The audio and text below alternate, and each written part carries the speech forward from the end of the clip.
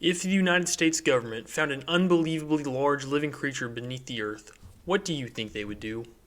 Welcome to Mystery Flesh Pit National Park. It's a fictional story that was started by Trevor Roberts on Reddit about a 200-mile wide organism that is turned into an amusement park. Inside of this flesh pit, they built all sorts of infrastructure, and thousands of visitors regularly visit the national park. There's many things to see and do, and even wildlife that's native to the inside of this animal. So the story of the Mystery Flesh Pit is told non-chronologically through brochures and posters that look like a national park's advertisements, which makes the story pretty interesting. The flesh pit was first found by an oil drilling operation in 1973 when they realized a giant living creature with, quote, giant muscles, giant bones, innards so big you could drive a trailer truck through, was down beneath the ground.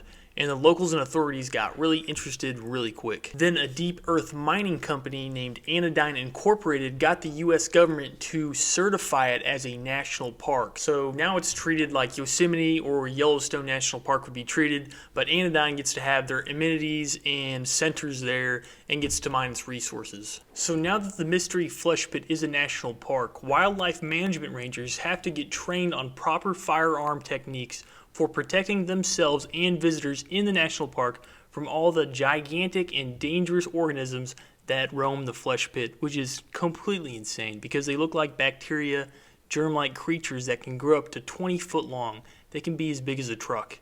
That's crazy. Not only that, but also animals that go into the pit and stay there too long morph into horrifying organ-like versions of themselves and become part of the park's ecosystem. And sometimes the wildlife, bacteria, germ animals will go outside of the creature and drag down other animals into the pit. And if they don't eat them, they go through something called anatomical amalgamation, which is where two or more things get combined and form a mass of an animal that has organs on the outside of their body. It's pretty disgusting. This has also been said to happen to visitors too.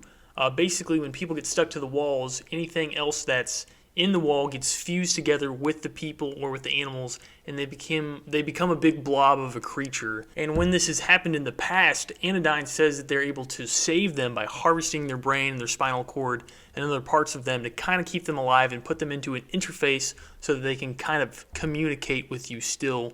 But I mean, they're not really human anymore. There's even a rumor that there's an extremely dangerous form of life form down there called the marrow folk, but Anodyne Incorporated strongly denies their existence. So obviously, since it's a national park, there's great hiking. And as you can see on the map of the interior trails, people go on very long hikes and walk through the innards of this creature, and there's many beautiful things to see and do, such as the gastric sea, which has digestive enzymes inside of the stomach, the lungs, which are the North Bronchial Forest, the Fondue Village, which is giant bone marrow that you can walk inside of, and even the amniotic thermal springs, which are the bathhouses that have insane healing properties that can help people with Alzheimer's and all kinds of other diseases. There's even other areas in the thermal springs called the pleasure domes, where the amniotic spring water is less diluted. And as the amniotic fluid is an aphrodisiac, it causes people to go borderline crazy and fall in love, which makes this area an 18 and over zone, if you know what I mean. So while hiking, there's many other dangers besides just wildlife that the park rangers tell visitors to stay away from, such as the camel deposits, the gastric bladders, and the surface wildlife carcass mounds. Basically, if you're not careful, this thing will digest you, or the bacteria inside of it that's living will eat you. Also, since the flesh pit was completely closed up whenever it was discovered, all the living creatures down there are blind, and they use sight and smell and probably echolocation because they are always clicking to figure out where they're going and what they're eating. On one trail that is deeper inside of the creature, there's something that's called the Circus clown Chymus, which is a colorful calcified formation that was formed when a mass of 50 people who were clowns, they were performing, and they accidentally fell into a digestive sac. About 2 hours later, rescuers got to them, but at that point they had morphed into a giant wad of people flesh that were still alive. And the rescuers heard them screaming and moaning, and they sprayed antacid spray that was experimental on them, which flash froze, leaving a horrifying reminder of what could happen to anyone who visits the park. To continue to explore the giant creature and to mine its minerals, The miners use giant boring machines that cut and burn the flesh to calcify and cauterize the cuts, and often they have to get out and walk on foot and put up stents and crawl through the flesh. It's really tight. All these guys that work the mining jobs have to wear these giant spacesuit-like things to protect themselves from the hazardous environments, and even carry cool weapons such as the Anatomical Environment multi-tool, which is a tool that shoots spikes into the walls to hold up the flesh whenever they're going through tunnels. But they figured out it was really good at killing the giant man-eating lobster things that try to eat the workers. And obviously the company Anodyne is mining to get materials to use in their various products that they have, such as nerve fibers that they get in the cave walls that they use to power their supercomputers and make their processing really good, and even special ingredients in their amazing drink, Coke Heartthrob, which is a drink they released on Valentine's Day that's an aphrodisiac, and it's known for its very intoxicating effects. Inside of the flesh pit, there is also a lower visitor center with a giant shopping mall, restaurants, vendors, and it takes about 20 minutes to get down inside of through the elevator. This lower visitor center is huge. It's about 8 stories tall. Overlooking the greater gastric sea, there's a wellness resort and ski lodge that's built inside of the stomach that overlooks all the beautiful stomach juices. The resort has tons of fun activities such as a dance club, a beauty shop, an arcade, a petting zoo, I guess for the small bacteria creatures,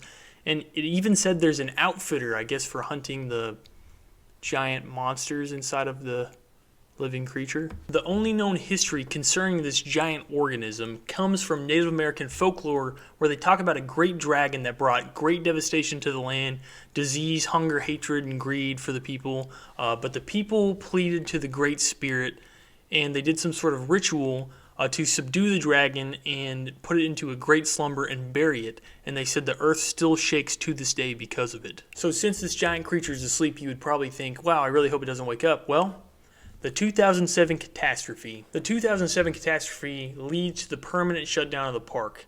On July 4th, 2007, 750 people died and 1,800 major injuries happened, basically because the creature coughed. To summarize what happens, basically it was July the 4th, everybody was there, and it was super rainy. And basically the rain was pouring into the mouth, no problem, they normally just pump that water out. But the system failed and the water poured into the lungs, causing the creature to start to cough. The coughing of this creature actually caused massive earthquakes all across Texas, just to show how large it is. The giant creature then begins to try and shut its mouth. They then frantically try and drug the animal to calm it down, but its coughing causes the lower visitor center that's full of hundreds of people to slowly begin to be crushed and fall further into the stomach, which takes a few hours to fully get crushed. Then it begins to try to throw up because of the drugs they give it, and the people that were inside of its mouth are trying to get out frantically, and as they're fleeing, the water is rushing in and pushing people into the animal. Lots of people are dying. It's horrible. And finally, the creature throws up. When it finally throws up, there's a giant geyser full of stuff that goes several hundreds of meters high, and lots of undigested material starts raining down and crushing cars, breaking windows. And after throwing up for several minutes, a deep and incredibly loud roar erupts, and a body part of the creature starts to erupt from the ground, and hundreds of miles of earth starts shooting into the air because this thing is massive. The Pentagon is then given authorization from the White House to use nuclear force to prevent the organism from entering an active state. But before they use any nuclear force, they are talking with a park ranger that is inside of the animal, probably dying because he's being digested. And he's talking about how he might activate a contingency measure, and we don't really know what that is. 13 minutes later, the beast goes back to sleep. And we have a visual of kind of this weird crystal machine thing. So the contingency measure is most likely some sort of weird spiritual ancient technology that the natives first used to put the organism to sleep. It might be some sort of ritual thing. We don't really know. So now that the giant creature is asleep, some rescuers get inside and try to help some of the visitors that are still in there evacuate, but pretty much everyone is dead or mortally wounded. And when they get to the elevator that had a couple dozen people in there, it was just a massive blob of flesh that was left inside of there. But they do get some of the people out. Also, while all this is happening, those germy bacteria creatures are running around and attacking people and hunting them down and killing them.